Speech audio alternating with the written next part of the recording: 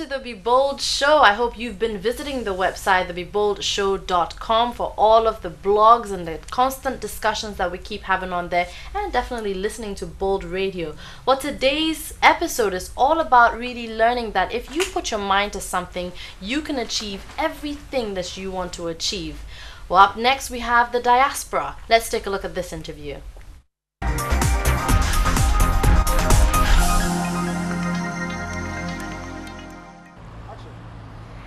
Hey everybody, we're here today at the LWAC Sports Stadium where we're coming to see Emelia, who is actually training hard right now and trying to make it into the Ghana national team that will go to the 2012 Olympics, hopefully. So we're here, we're going to follow her as she's training. Let's see if we can do some workout too, and let's see what happens. So follow us.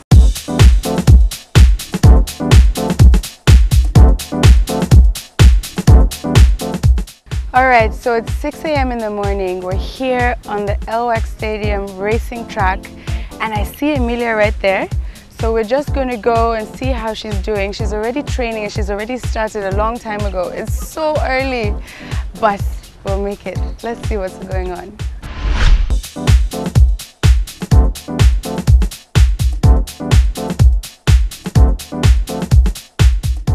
Wow, I can't believe this.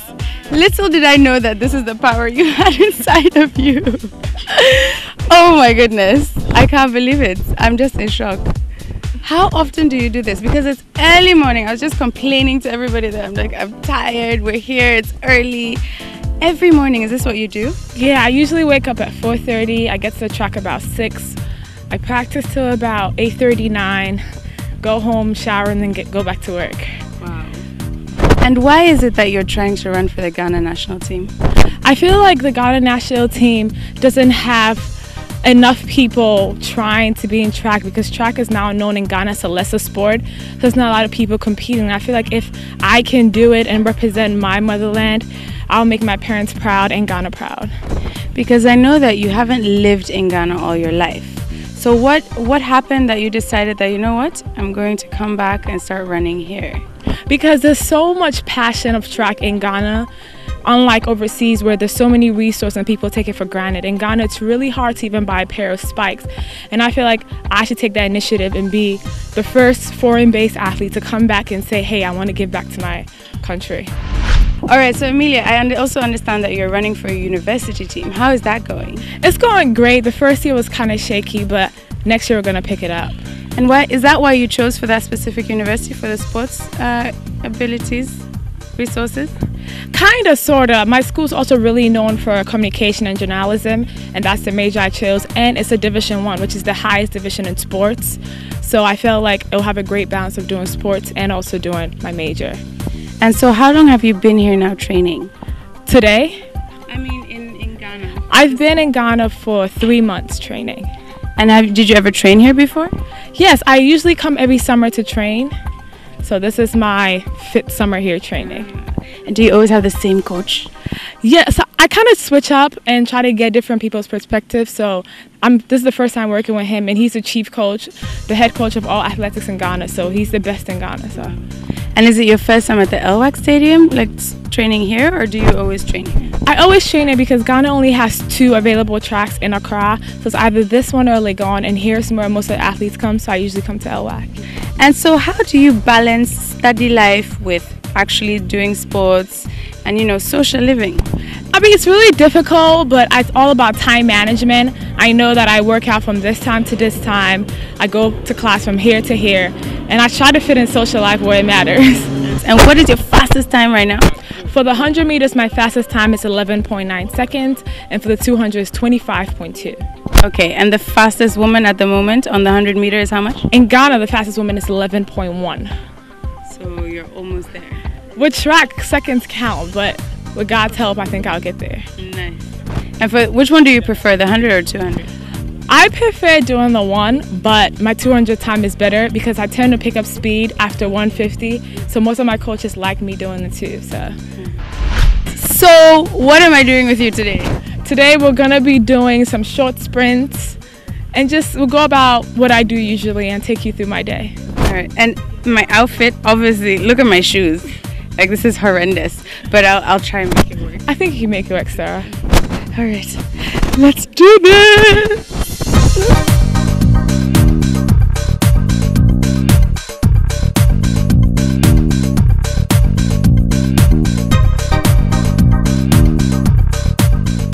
I'm standing here with Emelia, and I am sure for the few weeks she's with me, giving her a long-term plan towards 2012 Olympic Games. I'm planning that she will be in the national team for Ghana, so that come 2012 Olympic Games in London, she'll be part of the national team.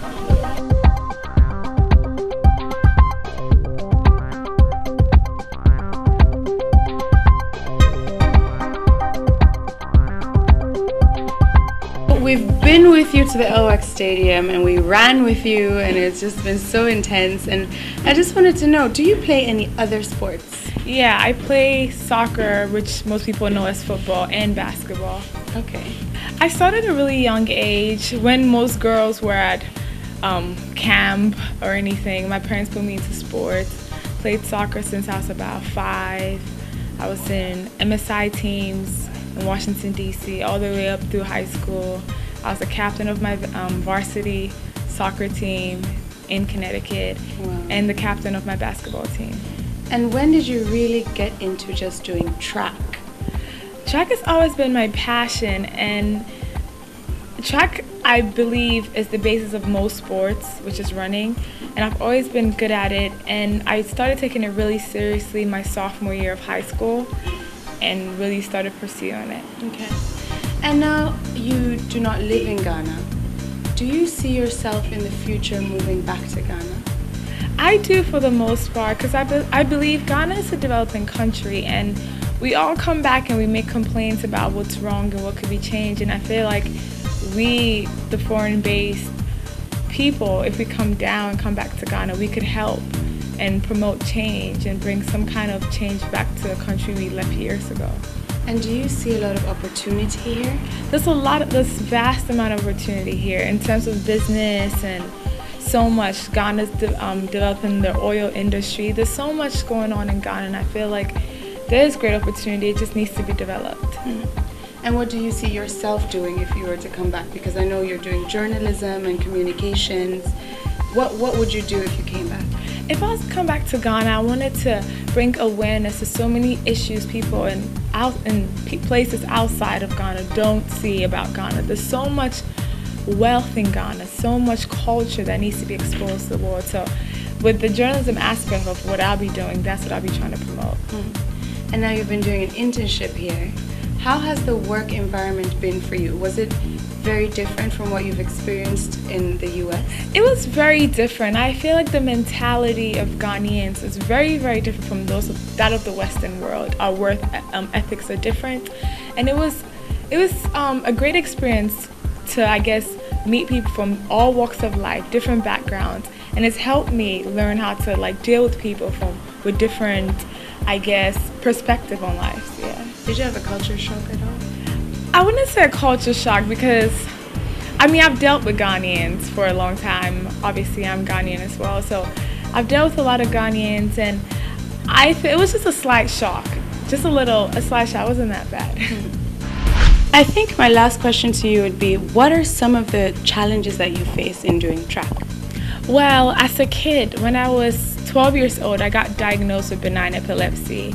And my doctor told me that I needed to stay away from any form of any form of sports until he felt like everything had subsided and I was right to go. And that was a big challenge, because everybody knew me as always being on the field, always running.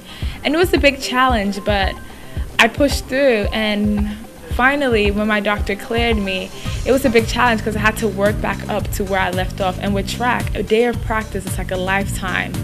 So it was hard getting back in shape. And my first year in university running, it was really difficult because I had to get my body back where it was. And it gets really frustrating, when you've been running 11.9 seconds and you run again and you're running 13.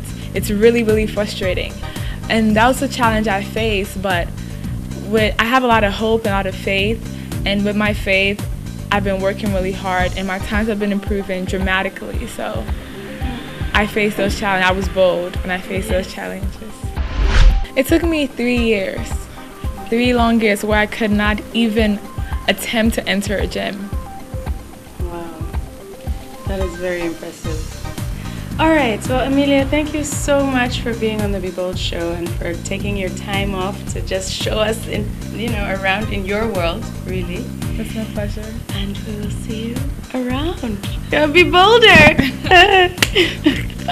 You're so great. My name is Emelia Larte, and I run track and field. My event's 100 and 200 meters, and I'm working towards being the 2012 London Olympics. I feel like if I can do it, you can do it too. If you have a dream, go out there, get on the track, and work at it. And now remember, be bold.